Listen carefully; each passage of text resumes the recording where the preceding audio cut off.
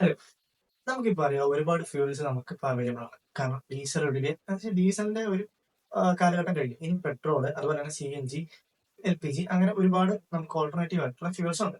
അപ്പൊ നമ്മൾ ഇതൊക്കെ ആശ്രയിക്കുന്നുള്ളത് ഇപ്പൊ അപ്കമിംഗ് ആയിട്ട് പുതിയ ടെക്നോളജി വളർന്നുകൊണ്ടിരിക്കുന്നതുകൊണ്ട് പുതിയ പുതിയ ഇന്നോവേഷൻസ് ഉണ്ടായിക്കൊണ്ടിരിക്കുകയാണ്. ഇപ്പോൾ ലേറ്റസ്റ്റ് ആയിട്ട് ഹൈഡ്രജൻ എഞ്ചിൻസ് ഒക്കെ പുതിയതായിട്ട് ടൊയോട്ട ഒക്കെ നിർമ്മിച്ചു തുടങ്ങിയിട്ടുണ്ട്. പ്ലാസ്മ എഞ്ചിൻസ് വരെ നിർമ്മിച്ചു എന്നാണ് അറിയാൻ സാധിച്ചത്. റഷ്യയിലാണ് ഈ പ്ലാസ്മ എഞ്ചിന്റെ ഡെവലപ്മെന്റ് നടന്നുകൊണ്ടിരിക്കുന്നത്. ഇപ്പം നമ്മുടെ ഇന്ത്യയിൽ പറയുകയാണെങ്കിൽ ഇക്ക മൊബിലിറ്റി എന്നുള്ള ഒരു സ്റ്റാർട്ടപ്പ് അവര് നമ്മുടെ സിയാൽ, അതായത് കൊച്ചിൻ എയർപോർട്ടിന് വേണ്ടിയിട്ട് ഒരു ഹൈഡ്രജൻ ബസ് നമ്മൾ ഓൾറെഡി ഡെലിവറി ചെയ്തിട്ടുണ്ട്. അതിപ്പോൾ റണ്ണിങ്ങിലാണ്. ഇപ്പോൾ അടുത്തതായിട്ട് അതിന് ഭാഗമായിട്ട് നമ്മുടെ അദാനി ഗ്രൂപ്പ് ഇപ്പോൾ ഹൈഡ്രജൻ ട്രക്ക് ലോഞ്ച് ചെയ്തിരിക്കുകയാണ്.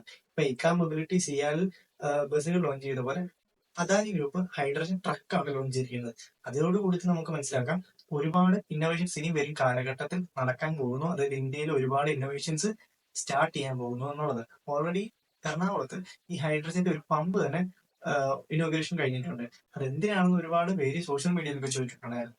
ഇപ്പോൾ ഇനിയും വരുന്ന കാലഘട്ടത്തിൽ ഇതിന്റെയൊക്കെ ഉപയോഗം തന്നെ കൂടാൻ ചാൻസ് ഉണ്ട്. ഇപ്പൊ ഇലക്ട്രിക് ഇന്നോവേഷൻ വന്നതുപോലെ തന്നെ ഹൈഡ്രജൻ ഇനി വലിയ രീതിയിൽ വിപ്ലവം സൃഷ്ടിക്കാൻ